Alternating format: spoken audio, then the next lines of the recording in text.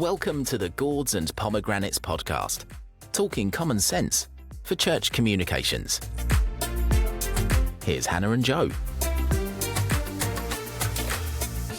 We are really excited to have a guest with us today. Our guest is called Maria, and she works in HR, which is very exciting. She has lots of experience, but it's especially exciting for us because she has some experience working with churches as well. So welcome, Maria. Nice to have you with us. Thank you very much. Thank you for having me. Now, if you've listened to the podcast before, you know that we've got some awfully cringe questions to get us started. So, they're not. They're really serious, important questions, I think. Okay, so serious, important question number one. What's your favourite biscuit? All of them. Okay. We've not had that answer before, but I respect it. Probably a Jaffa cake or a Maryland cookie with a nice hot cup of tea. I mean, who's going to say it? Like, Maryland cookie, great choice. Jaffa cake, definitely not a biscuit. No. Well, it's the big debate, isn't it? Again, it's that half moon, full moon advert that goes through my head whenever I see a Jaffa cake. So. I think the HR manager is going to pull you aside for a little meeting afterwards. Okay, then, less controversial. Favourite social media platform to use? Presently, I think my credit card would say TikTok Shop. Okay, yeah. But yeah, Facebook probably is mainly my platform that I go to. Nice.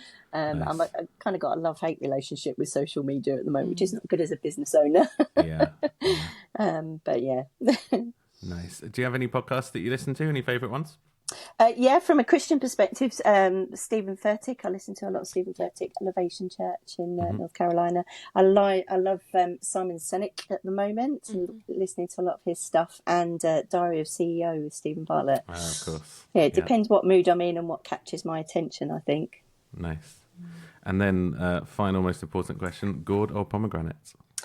Well, it's probably not a quick answer, but, you know, like many of your guests on your other previous I had to go and do some research about what a gourd was. We're not a low-effort podcast in that sense alone. Yeah, absolutely. So, but for me, it's got to be pomegranate, I'm afraid. Love pomegranate with some great, Greek yogurt and stuff. Yeah. Nice. Well, that's the super important questions out the way now. So let's get on to the really, really important questions. So tell us a bit about yourself. What is it that you do, and how did you come to this point in your career? Great, thank you. So, Maria Warren, personally, I was born in Leeds, raised in southeast London in Bermondsey in Millwall territory. Very privileged to have been raised in a dual heritage home with English and Ugandan heritage. Wow. Found my personal Christian faith around the age of 12. Aylesford Priory, a youth camp. So, yeah, so I've been Christian for years. I have the privilege of being the mum of two wonderful adult daughters who I'm very proud of. And I've lived the solo parent journey and moved to Kent in 2012. Professionally, I'm a HR business partner, coach and mentor.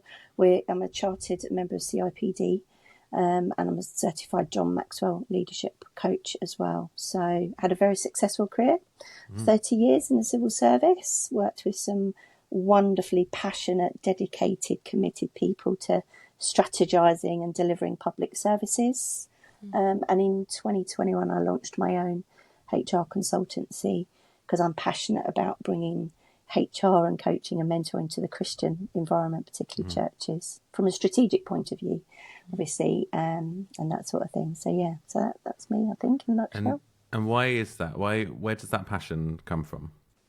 I think having been a Christian for so long and been in churches, I am a pastor's kid, so I've seen it from both sides, behind closed doors, what goes on, the sacrifices that people in Christian service give for the cause and the work and that sort of thing, and managing people's expectations. And there's so much I could say on this subject. So for me, but being a HR professional, there is definitely a strategic need for having HR board level. Obviously, depending on what people's perception of HR is, they may think of it as old school personnel, casework, payroll, that sort of thing. I'm talking about business partnering, understanding the business or the organisation and helping to put a plan in place to help the people aspects and the business aspect align and be in harmony with one another. So that's the kind of angle that I come from with my HR strategy. I mean, you've sort of touched on it there with churches, and I feel like it maybe, to me, it's a bit of an obvious question of, do churches kind of get it with HR? Like I don't feel like many churches really do.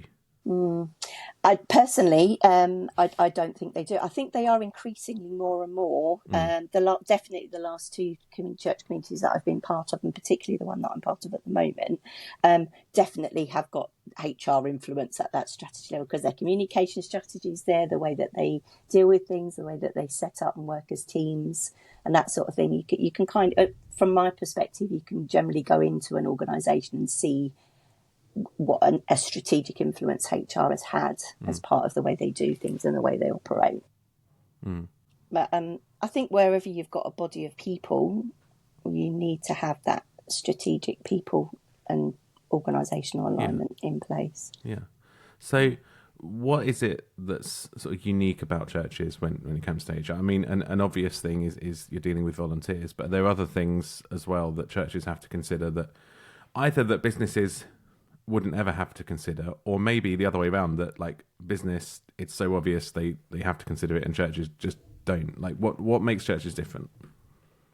I think personally, my personal view is that I think they're probably a little bit behind the times, and they're kind of a little bit late getting on the train, on the HR train. Really, I think very successful companies, organisations have grasped the importance of having strategic HR at board level and at that planning level, not that firefighting, recovering place, which is where a lot of people's experiences of HR is very much reactive firefighting. Whereas actually, if you have HR and that strategic view at the beginning of things, you kind of avoid all the nasty side of thing of what a you get ahead of it. Yeah, exactly.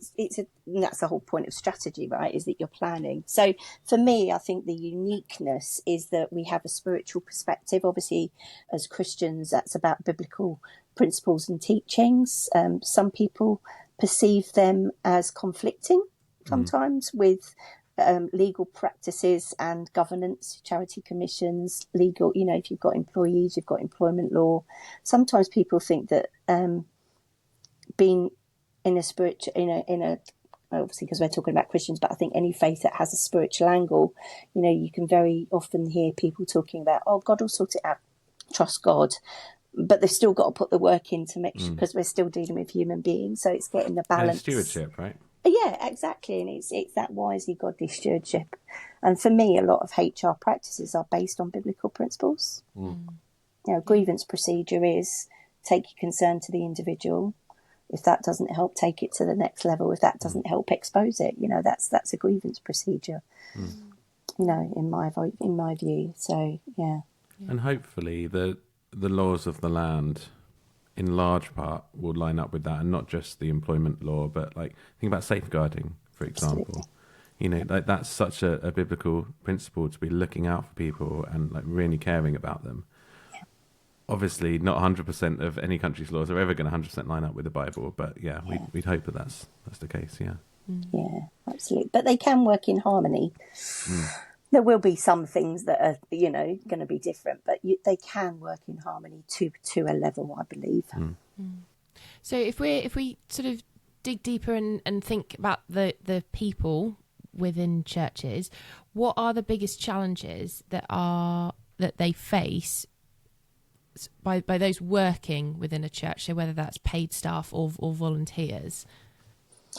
Yeah, I think any organisation, again, with humans experience the same sort of challenges. I think in a kind of Christian faith-based environment, you've got more of a blended workforce. So you generally typically have a very small paid employed team. You'll largely be working on volunteers, and so kind of balancing those two dynamics, because how you treat people and the principles and the psychology behind the values and the culture of the organisation will stay the same, but there will be different ways in how you manage them and that sort of thing. But I think, again, 90% of people management is the same regardless of whether they're legally an employee or not. I think communication is absolutely a a challenge for churches. You know, do you have a communication strategy so that you can get the messages out there and the information out there? And then the third area, I think, from my perspective, would be succession planning. You know, growing your own, working as a team so you can delegate, so you have a better work-life balance, and you're not relying on that same core group of people that are potentially at risk of burnout if we don't help them get the balance and a healthy balance. And when you've got people that are driven by a passion for the cause, they'll throw everything into it. You know, so we have a responsibility to steward those individuals' well-being and to help them get a balance. That's so good. I've just had like a weird, not a weird thought, but I've just suddenly so your first point about that it's not different really, but think about blended workforce. So quite a few years ago, for a brief few short months, I worked as a volunteer coordinator for an animal rescue charity. Yeah. It wasn't really the job I wanted to go for, and it had all of its problems and stuff. But just as you were speaking, I was thinking, oh, within my job, actually, I was, volunteer coordinator, but I had to make sure that those who were coming for volunteering, either who were regular volunteers to the charity or who were coming within like work, so businesses would come and do like a day a year and you know, their sort of community outreach kind of thing.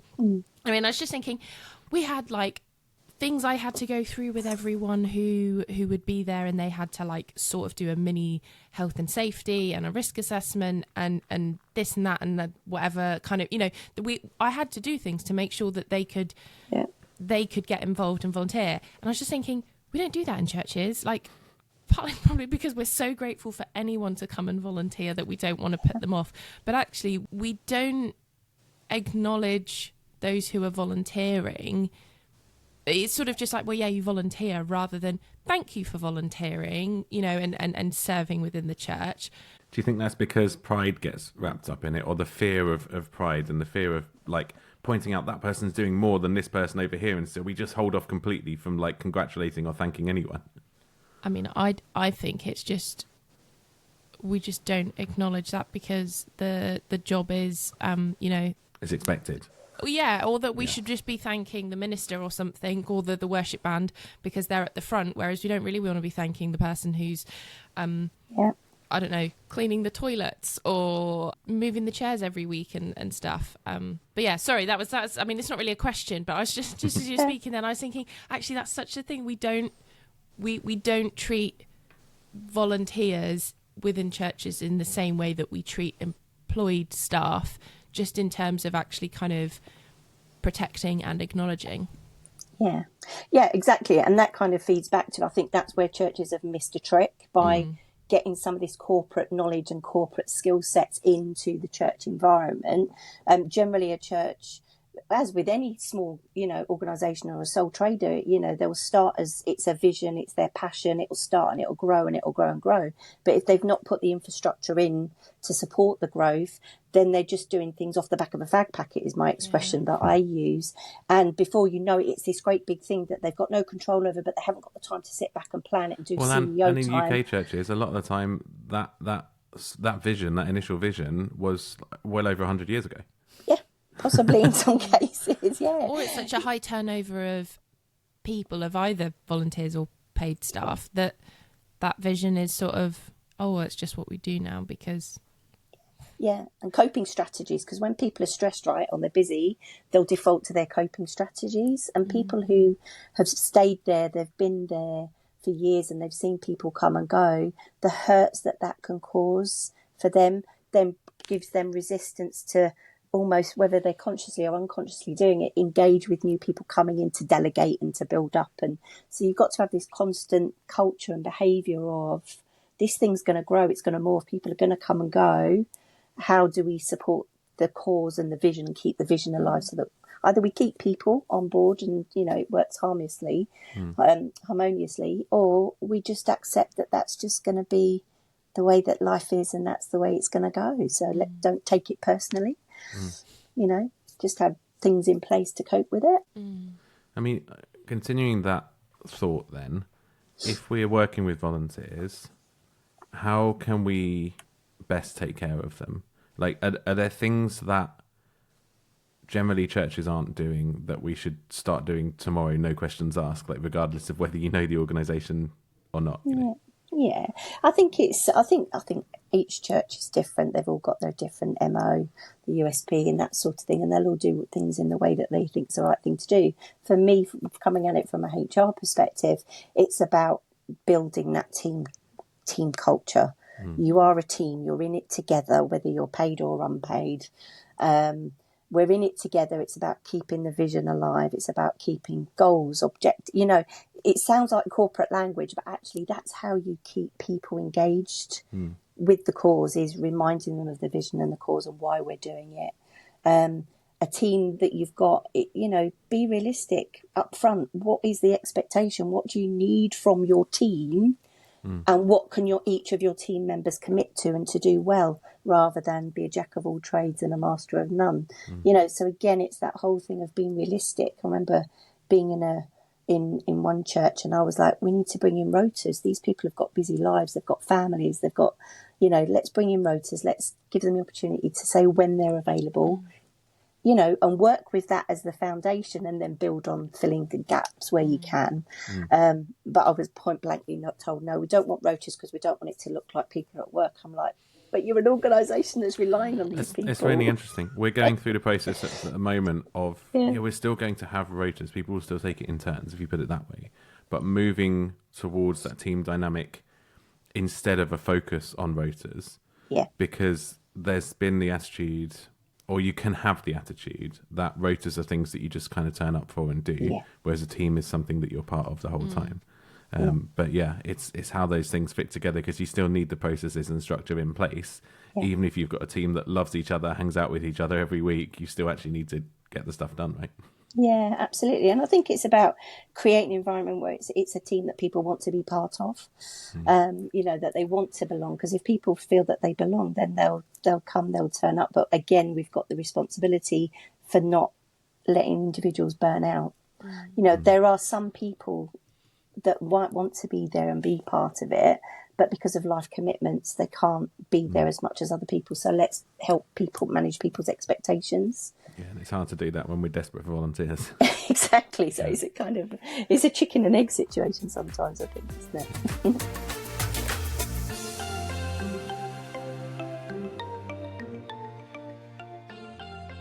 So bringing it back to communications, we are a Church Comms podcast after all. I mean, you've mentioned already the importance of having a comms plan and how that sort of figures into thinking about HR. So what is the relation that you see between comms and HR in the church?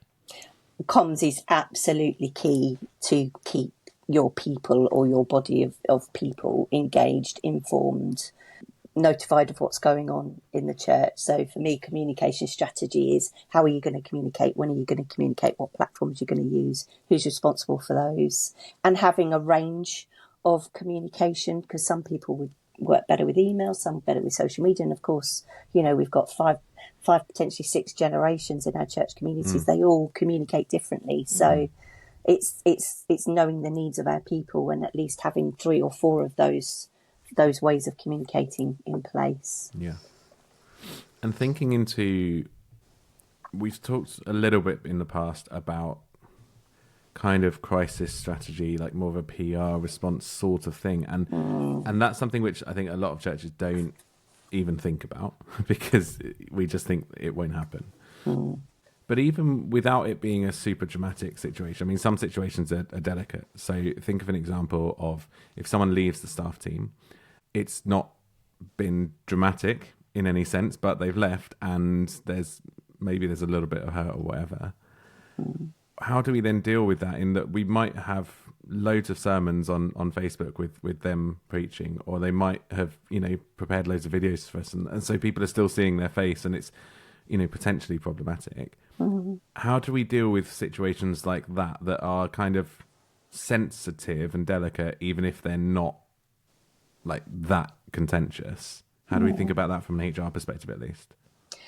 I think obviously it's a case by case basis, depending on situation, circumstances, and to what lengths you go for removing everything off the social media, or whether, for me, in the vast majority of cases. I think it's about they have been part of your history. They have been part of the legacy. They have been part of the community. So involve them wherever possible. Involve them in. Well, we've got, let's kind of exit, but exit well. So what would you like us to tell people? And you agree kind of almost party lines on it, so to speak.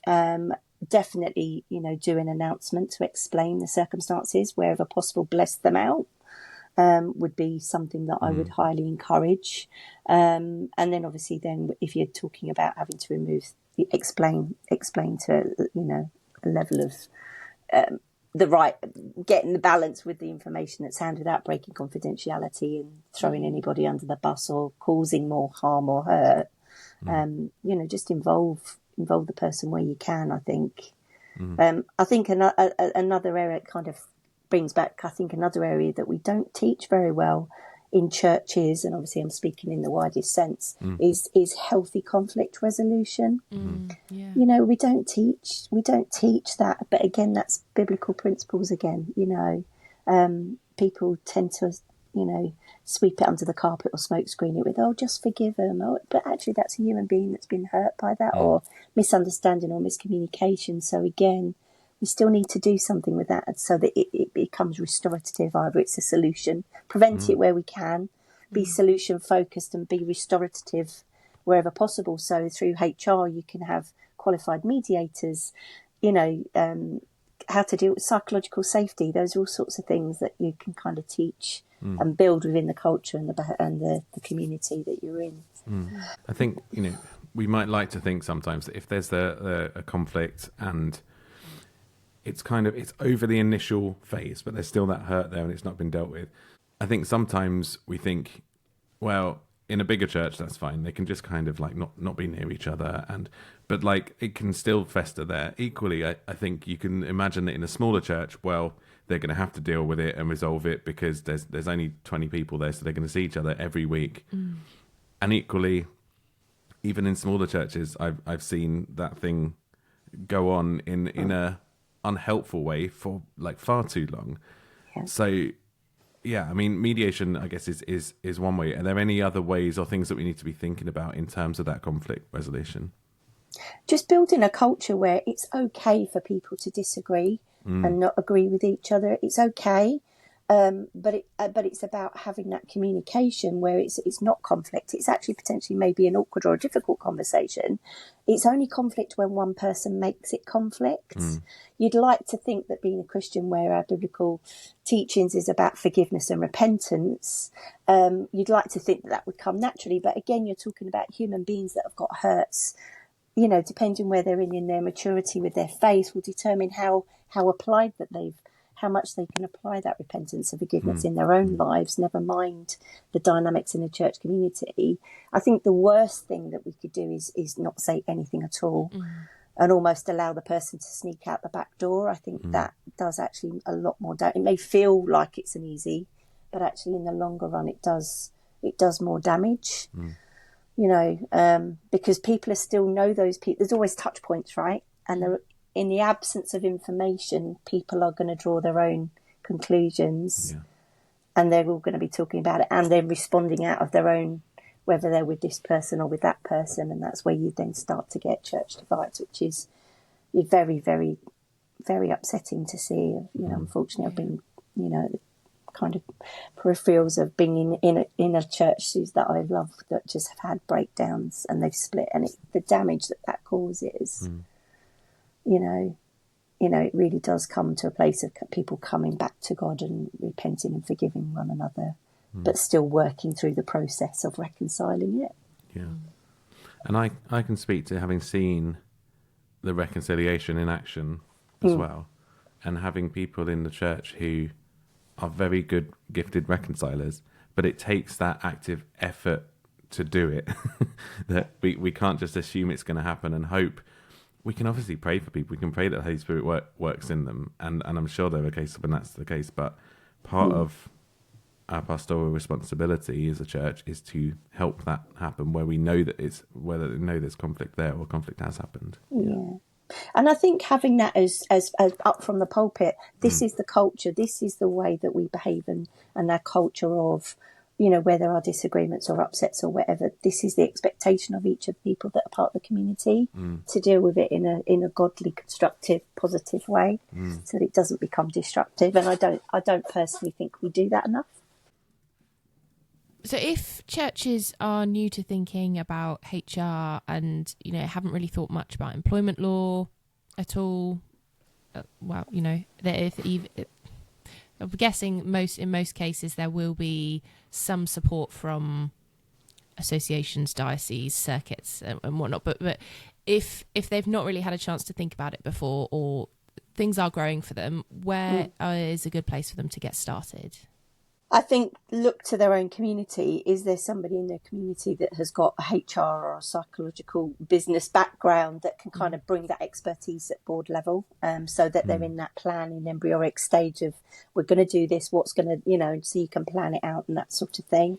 I definitely think that the 3 strategies that any organisation needs, particularly when you've got a hybrid workforce, is to have a workforce management strategy of, it sounds all very corporate, but it's literally sitting down and working out how many services do we have a week? How many people as minimum do we need in each of the roles? Okay, who have we got in our groups? Build your teams around that. Have job descriptions in the sense that set out what the expectations and standards are, what time they're supposed to turn up. Very often people maybe, even be part of, the worship team, and they're turning up 10 minutes before the service starts. So that causes frustrations for the people that have turned up an hour early to practice. And, so it's about setting those expectations and then building your workforce on the standards and expectations in order to deliver, your service to the standard that you want to deliver it to. Communication strategy and obviously succession planning, the other 2 things that I've also mentioned as well already. I think those 4 things really, And are there any particular resources that you'd point to, I suppose, more in terms of the legal side of HR for employment in churches and that sort of thing? Resources, I think educate yourself, okay? There is an absolute suite of absolutely fantastic thing about good leadership, okay? Good leadership obviously is you are leading, you're not managing, you're leading. So, anything from the John Maxwell series, 15... got leadership gold, that sort of thing. There's lots of things around FED, Future Engage Deliver, is a fantastic, very easy read book where people can just understand the importance of that communication and planning and and that sort of thing, and getting the whole picture in place. Do some learning and get some learning around psychological safety and humans, just working with humans and managing them, and that sort of thing, would be the sort of sources that I would encourage people to learn and to grow in. Cool.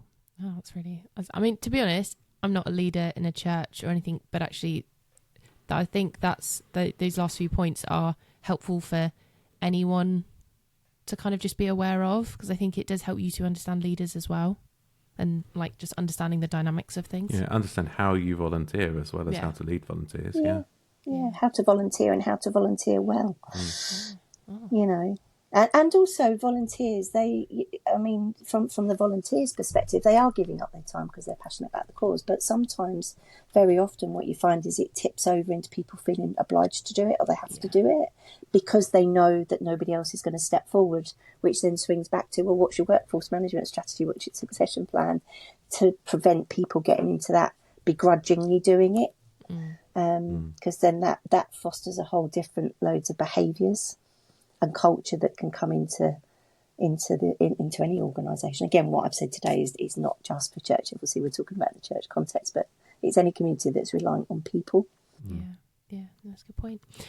So if you could give churches one bit of HR related advice, what would it be? Get HR on your board. Get that HR on your board, so that and listen to them. Seek, include them in your council. Have a growth mindset. Yeah, love it. Yeah, Maria, thank you so much for joining us today. It's been really genuinely fascinating. If our listeners want to chat to you or work with you, how can they find you and get in touch? Absolutely. Thank you. Thank you for having me again. So my website is mgwarrensolutions.com. Anybody can book a free 15-minute kind of discovery call, consultation call with me. And I'm on LinkedIn as Maria Warren. Nice.